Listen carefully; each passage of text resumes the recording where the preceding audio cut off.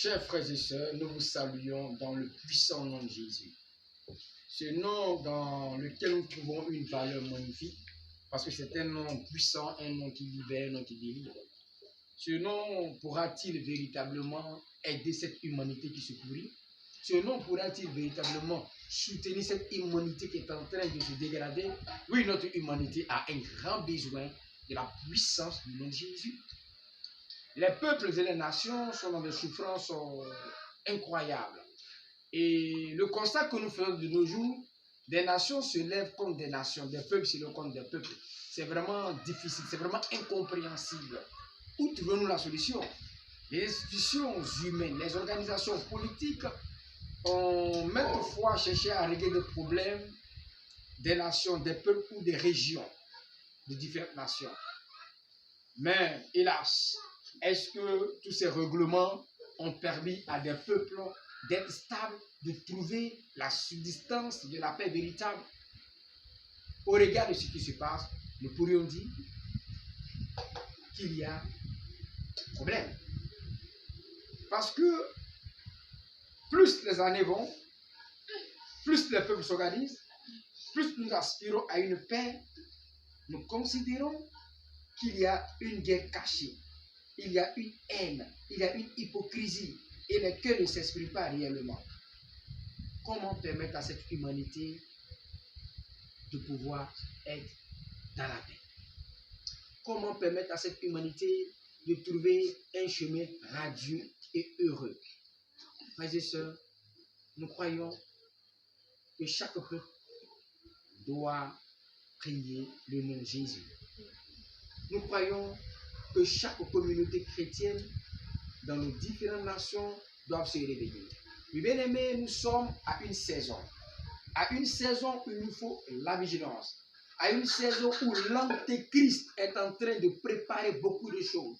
En effet, nous sommes dans le temps où l'antéchrist est en train de se positionner avec des actes horribles, de se positionner avec des comportements horribles, de se positionner avec des décisions horribles. Que doit faire l'Église?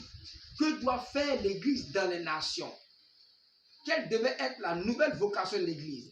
Quelle vision l'Église doit adopter? L'Église doit-elle revenir à sa vision ancienne? Oui, l'Église a une vision. Cette vision de détruire les œuvres du diable. Oui, nous devons nous lever aujourd'hui en phase d'intercession. Nous devons nous lever aujourd'hui en phase de prière. Nous devons comprendre cela. C'est le secret qui est dans l'Église. L'Église est pour détruire les œuvres du diable. Dans la nation où nous nous trouvions, nous devons travailler à cela. Car les temps commencent à être difficiles. Nous encourageons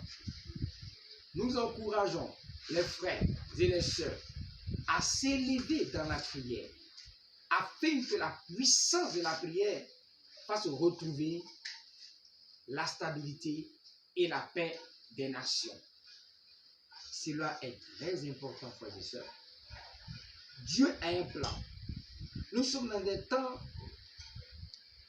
prophétiques. Nous sommes dans des temps où Dieu aussi veut accomplir quelque chose. L'Église doit prier pour détruire les œuvres du diable, mais l'Église doit prier aussi pour que le plan de Dieu, quel que soit ce plan, puisse se réaliser. Souvenez-vous d'Apocalypse qui dit que ton règne vienne. Mais pour que le règne de Christ vienne dans les nations, il faut que l'Église se réveille en phase d'intercession. Je pourrais le dire que pour chaque communauté chrétienne, dans les peuples, dans les nations, c'est le temps de la haute intercession. Frères chrétiens, si vous entendez cette voix, l'heure n'est pas au sommeil. Frères et sœurs chrétiens, nous devons prier pour nos nations, nous devons prier pour nos autorités, mais nous devons prier et intercéder afin que le plan de Dieu se réalise véritablement. Nous avons la guerre ukrainienne. La guerre ukrainienne et russe, qui aujourd'hui est un dossier sérieux, qui même est rempli de mystères. Que devons-nous faire? Nous invitons les frères chrétiens de l'Europe à ne pas s'affoler. Oui, c'est un dossier d'intercession pour l'Église européenne. Nous devons prier.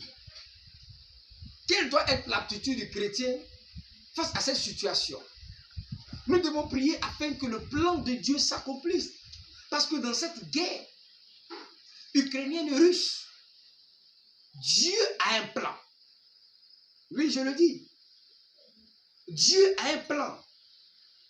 Dieu veut nous donner un message. Il y a un message dans cette guerre-là. Là, il faudrait que l'Église se réveille et prie sérieusement. Quels que soient nos continents, cette guerre ukrainienne et russe doit nous intéresser. Nous devons prier pour que la volonté intégrale de Dieu se réalise et s'exprime. Je souhaite la paix du côté russe. Je souhaite la paix de Dieu du côté ukrainien. Mais il faudrait que l'Église européenne, il faudrait que l'Église américaine, il faudrait que l'Église africaine, en un mot, il faudrait que l'Église en Asie, il faudrait que l'Église sur toute la terre comprenne que l'enjeu, c'est la prière. Pour nous, c'est la prière. Et si nous prions, le plan de Satan serait renversé. Et le règne de Jésus va se confirmer. Et la volonté de Dieu va se faire voir. Bien-aimés, mon souhait est que chaque nation soit heureuse. Que le règne de Jésus soit avec vous et avec votre esprit. Amen.